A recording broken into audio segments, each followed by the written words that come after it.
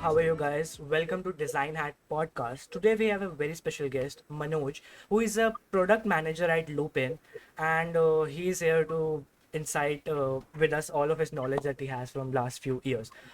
So I just want to start. I know that you are a product manager, but you started as a designer. I really want to know how and when, like how did that design phase came into your life, and why did you specifically chose design?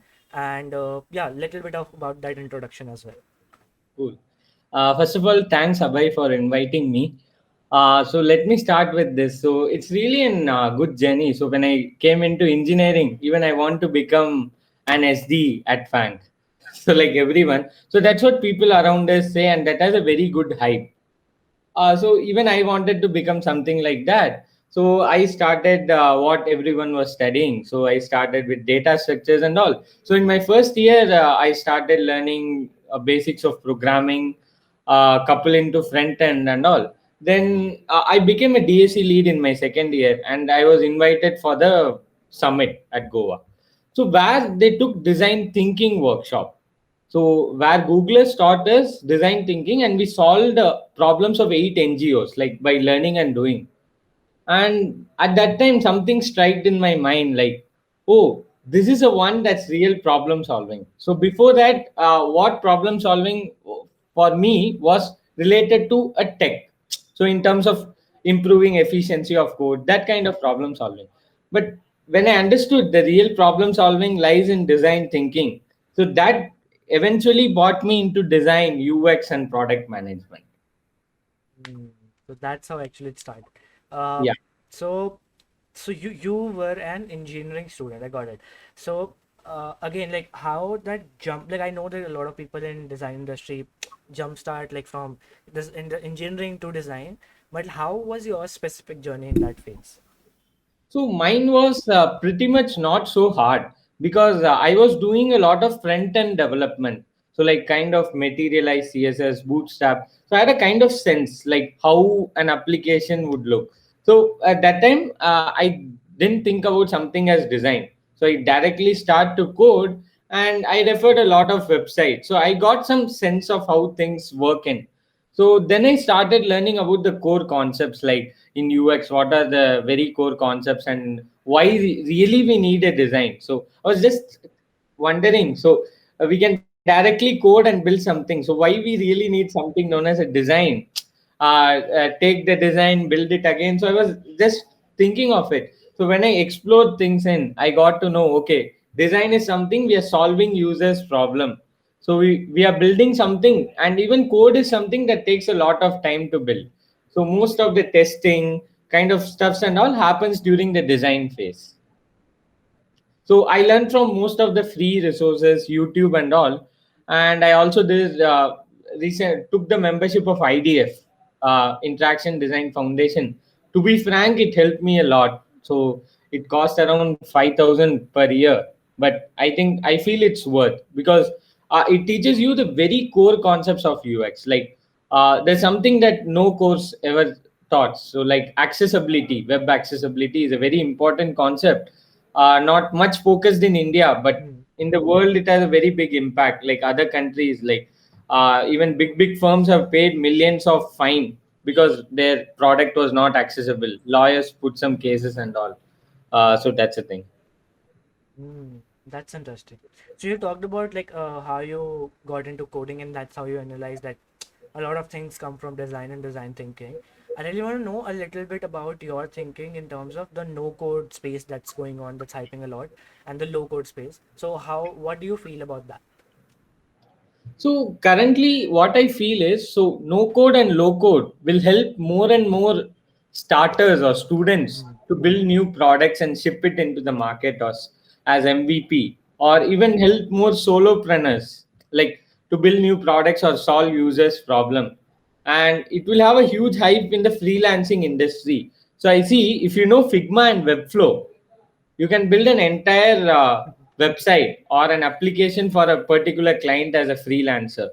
So it's like one is it's very time saving and you can earn a lot basically. So what happens, think of a scenario where a person who is developing a landing page has to hire a designer, has to hire a front end developer. So you do both the jobs in a way. So it saves a lot of time and money too. And as a result, even it helps people to do more.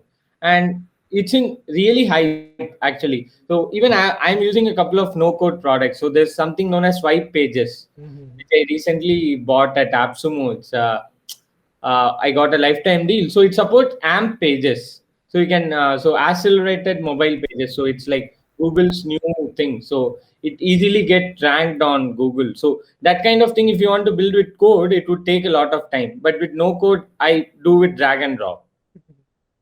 So that's That's it. interesting. So I think a lot of development is going on in this space. So yeah, it definitely has that potential. Perfect. So I want to ask about like what was your first job as a designer and how was your experience in it? How did you got it? Something around it.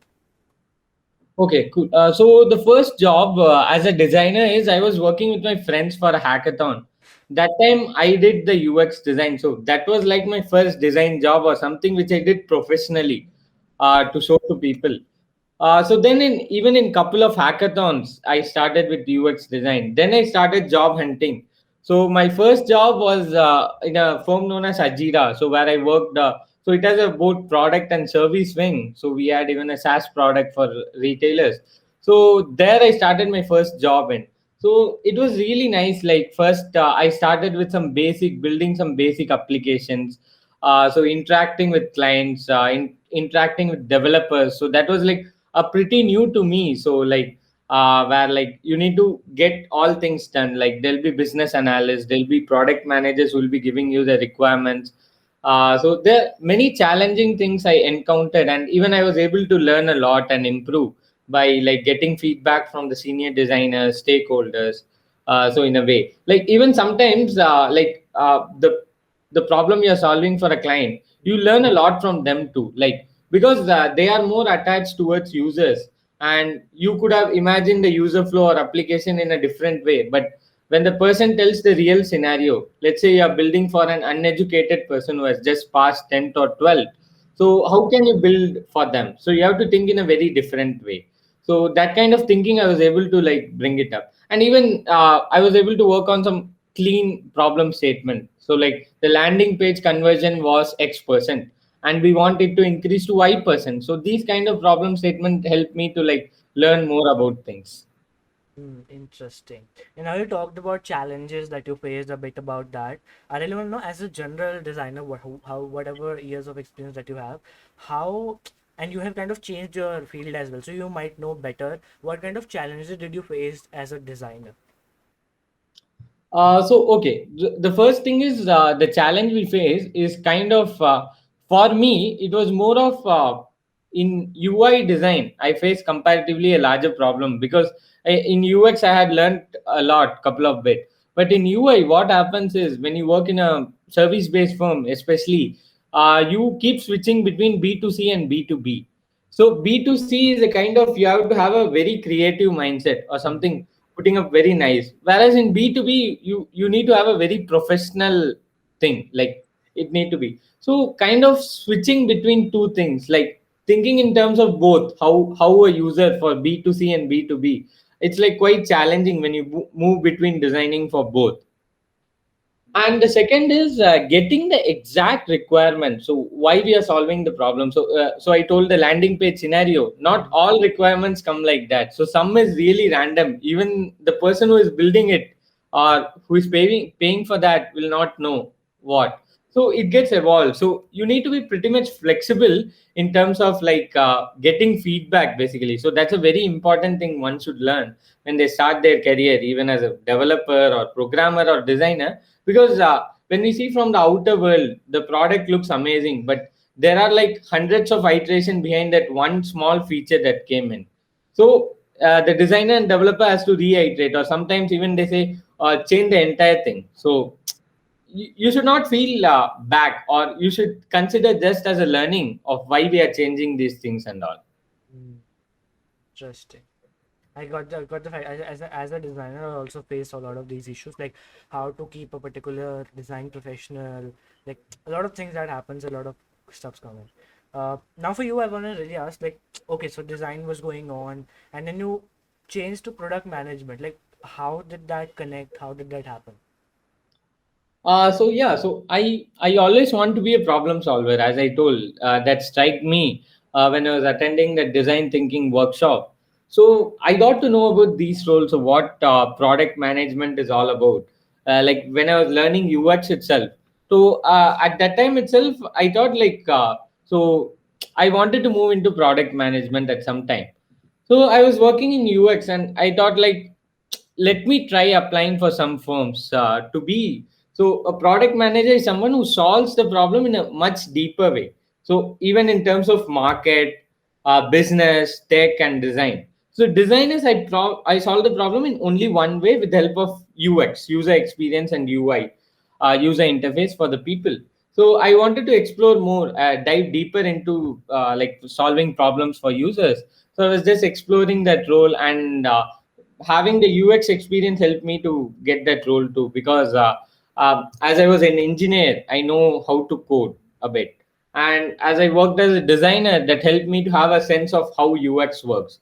So a product cycle is a like you start from research, like why we are solving the problem, and you go to the ideation, design, then development, then you test it, then you launch it, then you get feedback, then you reiterate. So this is the entire cycle of a product. So product management is in all these cycles. He plays a major role in getting the same problem get solved to all the cycles, maintaining the vision of the product. So I wanted to be in these phase. I want to solve the entire problem from end to end. So that's also one of the reason I wanted to shift it into product management. Okay. So next question kind of connects and a lot of will be helpful for the audience as well.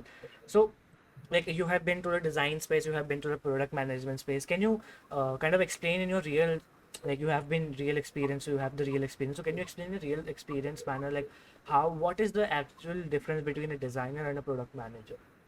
Okay, so in a very simple way, a designer, so let's say a product manager tells a designer to design an interface or to solve a problem. So that problem, what he tells to solve, is chosen by a product manager. Like what problem to solve. So as a product, as let's take something like Instagram. So it might have some other features too. Like why was Reels launched first compared Hmm. to others? Or why is messaging important, or why is posting important? So like why to pick this feature or why to solve this problem is like chosen by the product manager. Solving the right problem is what and for the right users. So this thing is like chosen by the product manager, and he does a lot of research in terms of competitor analysis and all, in terms of business and market too. Let's say I'm launching a feature and this is going to impact this many percent of my TG. So these kind of thing product manager does, whereas the UX guy just UI or UX designer just plays a major role in the design phase, like designing the interface, like solving the problem in a usable way, Hmm. giving a picture of the solution is what a designer does. But taking in identifying it as a problem, providing the solution, thinking of user flows, everything is done by a product manager. Hmm. Okay. Nice. I got the context. I think the audience would be happy with the answer. And there's much more things. So the product manager jobs will not stop here. So when design is done, he has to even keep interacting with Hmm. different teams, like to enable like whether this is a thing we are gonna ship. So like whether it will be shipped in the time. So when design is so frequent communication between the team is performed by a product manager, and also he thinks of at what time to launch the product and what should be the messaging of the product. He works with different teams like marketing teams to launch that features. So there are multiple different roles in product management itself, like growth product manager, technical product manager, uh, generic product manager, and a lot of different kinds of roles been evolving. But let's see, but India, so mostly there are generic product managers who work on different things. So product manager has some pillars like product strategy, UI UX design, product marketing, growth, etc. So these are different things a product manager should be good with, like even technology at one extent, and how one solves a problem. So even product managers should know about UX. So it's a very broader umbrella where you need to know about multiple things and business. Hmm. I think one for me, I think I knew that product manager revolves around, like, kind of manages the whole thing, have to connect with each other, and a business aspect is very, very important in that phase as well, I think. That connects. So next question, I just want to ask about now present sense. So now you're working at Lupin. I just want to ask, how is your experience, and like what does your work revolves around? Something about that. Okay, so here I take ownership of like the growth and engagement features like onboarding and all. So I write PRDs for that, and I frame like product and growth strategies basically. Like let's say you take an example of something related to a growth feature, a referral program or something. So I like tell how should be the flow of that. I interact with stakeholders, get feedback. So being a PM at a very early stage, you have to work on a lot of feedbacks because you are the person who is like giving the solution of the problem that's going to directly impact the users. So you write something known as PRD, product requirement document. So that consists of what are the metrics we are going to track. So if you are developing let's say you are developing a landing page, why you are developing a landing page? So what is the thing you are going to establish or solve a problem with that landing page? So let's say getting signups. Hmm. So signups. So signups is a metric. So we need to, in terms of percent, we have to form like number of visitors by the number of people signing up, the conversion rate. So that kind of thing, you form the metrics and you give the requirements. So what are the things that need to be present in a particular feature or product, and even you devise the flow. And let's say the PRD should be in such a way that even if anyone from outside the world, like outside the product reads, also should be able to understand. So a more of documenting work, and you also I also work on little bit of analytics, seeing like from where the users come in, how they behave in the product, that kind of things. Hmm. Okay, got it. So what's happening is like Hmm. in kind of startups, so there's very so the role is not properly established. So in very small startups, UX designer itself do a couple of things. So like in some companies where I worked, so I used to do the feature prioritization itself. I used to identify the problem itself. So in some companies, it's like more things. So the designer only works on a specific part. So like the roles are like quite most of the time at the early stage, UX and product managers work together. I agree. I think it depends on the company size as well. I think as a startup, which you said, the name, the title is just something that you have, but you have to, you sometimes works outside your domain as well, and that's okay. I think that's the whole purpose of that. That's great. Now something more about relate, not just related to designers. I want to ask you, because this podcast is more about your journey, your life. So I want to ask, what do you really do beside this whole design and product management thing?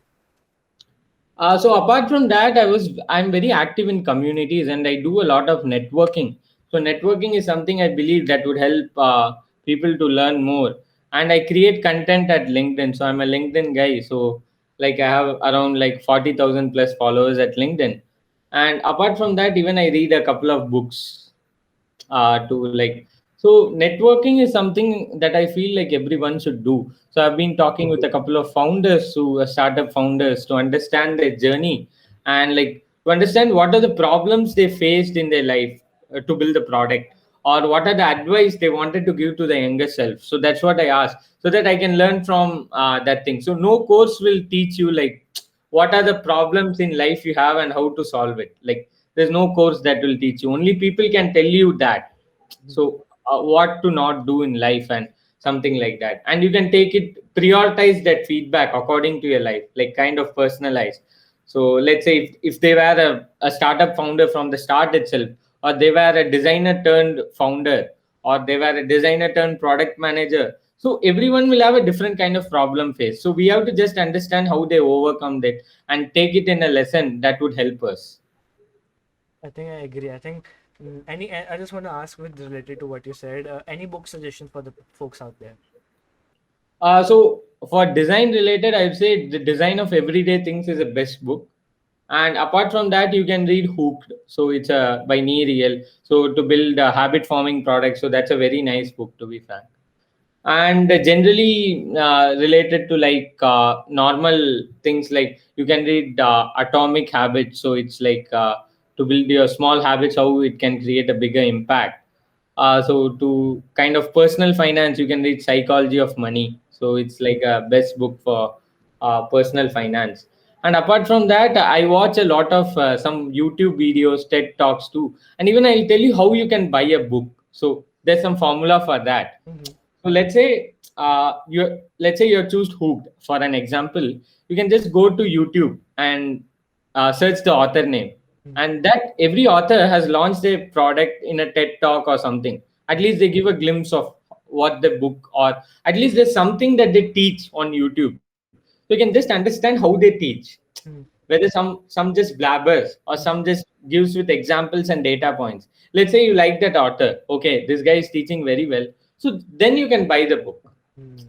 So it's a very easy way that you don't even waste your money to. Like some people buy books because others like it. So Exactly. let's say I recommended you something like Psychology of Money, but finally you bought it, but you didn't try liked it, Mm-hmm. and you might like another book known as Intelligent Investor by Warren Buffett. Mm-hmm. So something like that. So it really matters between what's the interest of people really is. So you can just go to YouTube or even read reviews of the book, or like that. And even you can watch the TED Talks of authors to know how they teach and how they communicate their learnings. That is really great insight. So, uh, getting to know the author, and if that resonates with you, then you can definitely buy the book. That's something great. So now we are at the end of the podcast. I really want to ask you the one special surprise question. So basically, we ask everybody this: what is your 2 cent of advice for the people who are kind of listening or watching this particular podcast that you want to give out there? Cool.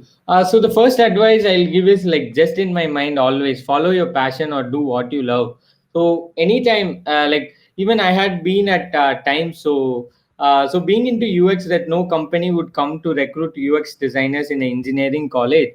So my friends were getting placed and even at a higher package. Like compared to like engineers are highly paid comparatively. So in that time you feel like even I should go for that or something. But on a longer run you have to think you're going to spend 8 hours of your day or like half of your life on your work. So if you don't like what you're doing, it is eventually going to ruin your life, like apart from even money.